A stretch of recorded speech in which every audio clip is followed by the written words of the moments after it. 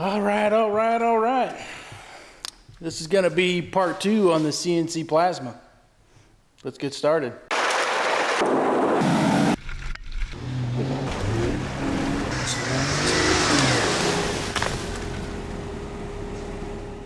So this table's pretty much right where we left off. I think the first thing I'm gonna do is stick that gear rack on here.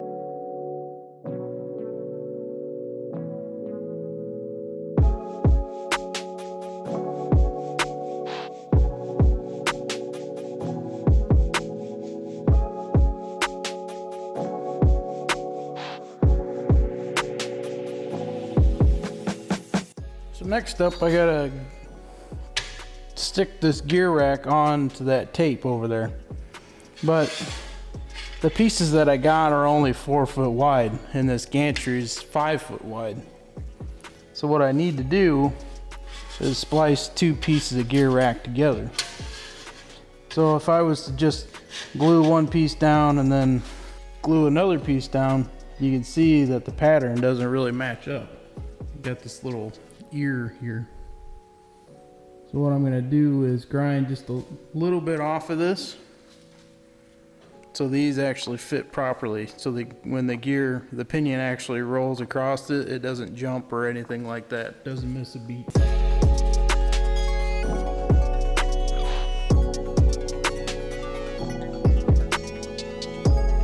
are pretty good.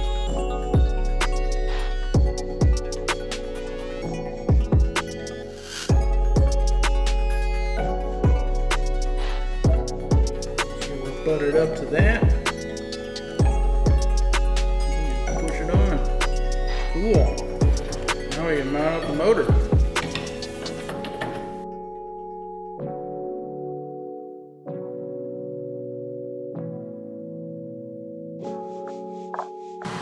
And wouldn't you know it, I lost the 4th bolt. That figures. So we'll just roll with 3 right now.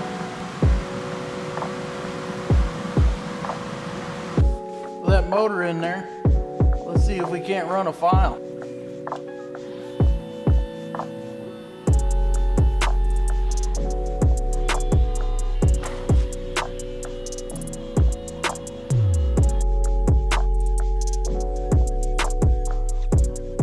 All right. So at this point, I gotta pick where my home position is. And I'm gonna use this far corner over here. That's gonna be my 0, 0. So any movement away from that will be in a positive direction. If I come over here, if I zero all my axis over here and I hit the key, it's showing that I'm moving in the negative direction, which is wrong. From this book, it tells me that I need to go up here to config ports and pins, motor outputs, and I need to select the access direction low active as an X, red X. I need to change that to a green check mark and hit apply. So if I zero again and I hit the right direction on the keypad, it increases. So that's correct. The Y direction is good. So this is the Y and this is the X. And Z is right there. Z's working right.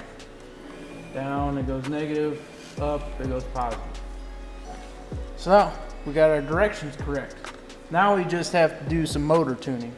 So the machine doesn't know how many turns it takes to move an inch. So basically in Mach 3 I have to tune the motors to tell it, you know, this many steps in the motor equals 1 inch.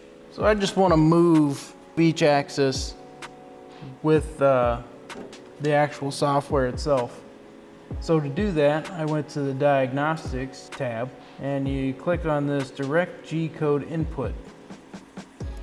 If you click there, that's where you can actually enter your G-code. So to get the X-axis to move 1 inch, we have to type in G00 space x1.0. Now once I hit enter, you should see the motor move towards you. Look at that. All right, let's try the y-axis. G00 space y 1.0.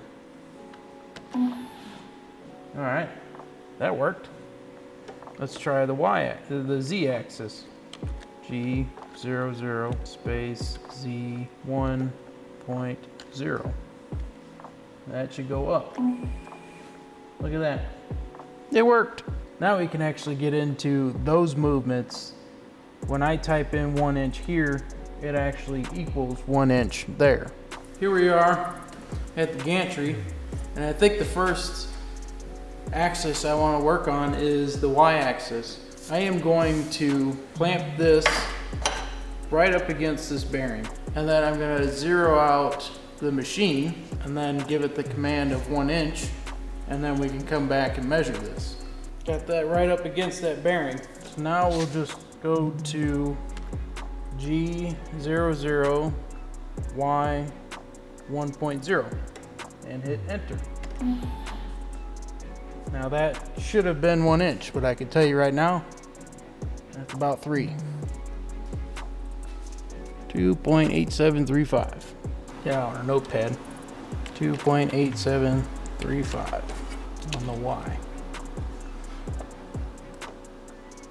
Now we can do the same thing for X.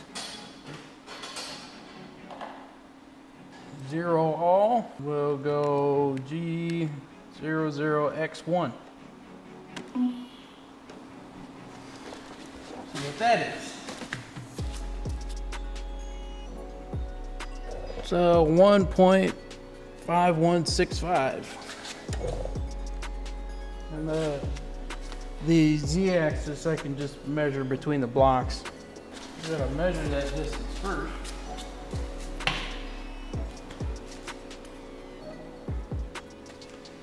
And we'll just zero that.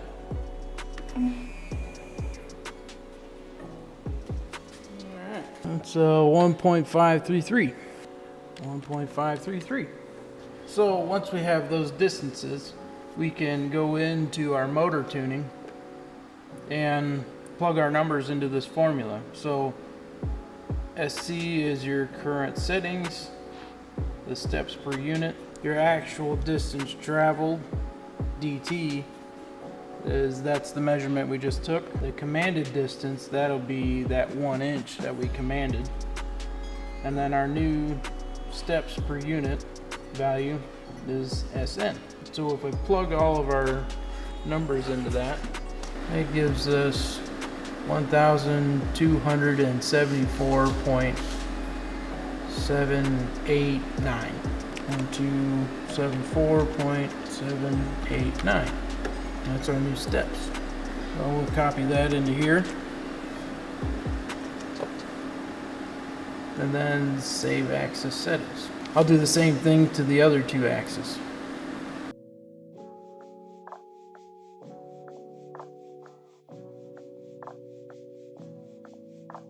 Alright, got all those numbers put in. So now we're just going to redo what we already did. So this is the floating head of the z-axis. I'm just trying to lock it down right now so we can actually stick a Sharpie in here or on here. That'll do.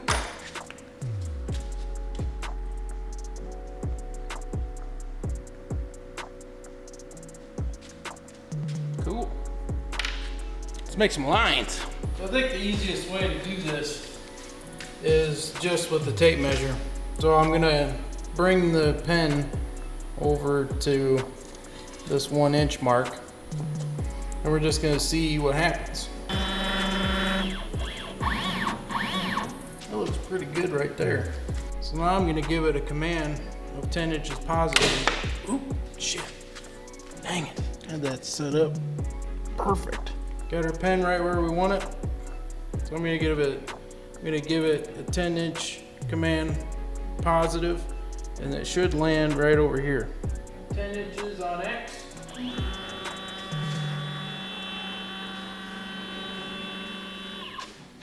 And we got, it looks like 15 and, oh shit, 15 and 3/8.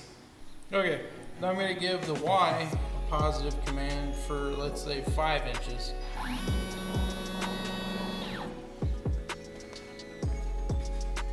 And it looks like we got 6 and 3/16. Huh, all right. I input what we got from the last round of measurements. Both the X and Y motors came out to be about 1260, 1270 steps per revolution. So now we're just gonna check that. We're gonna move the X axis 10 inches.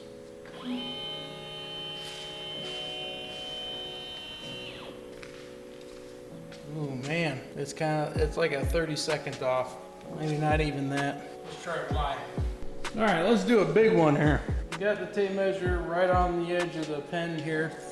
Now I'm gonna command it to, let's say, 36 inches. So it should stop right here. That'll be negative Y 36.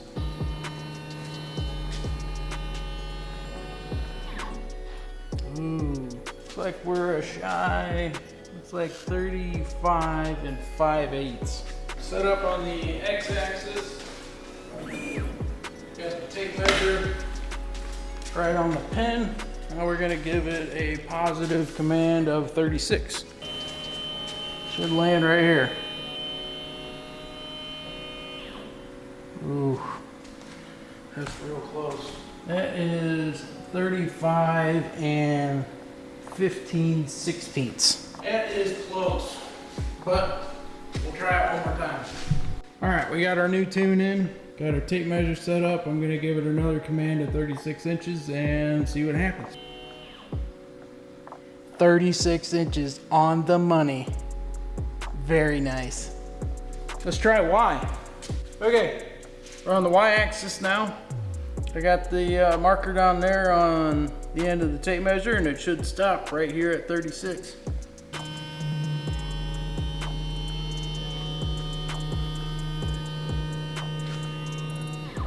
Dang, it's like a hair over. I think I'm gonna call that good. All right guys, so I got all the axis tuned within like a 30-second or so, which I think is probably good enough. The Z axis is actually like within the thousandths, so that's real good. So I think now I got a piece of cardboard set up here, and I think what we're gonna do is run that Scorpion G code and see what we get.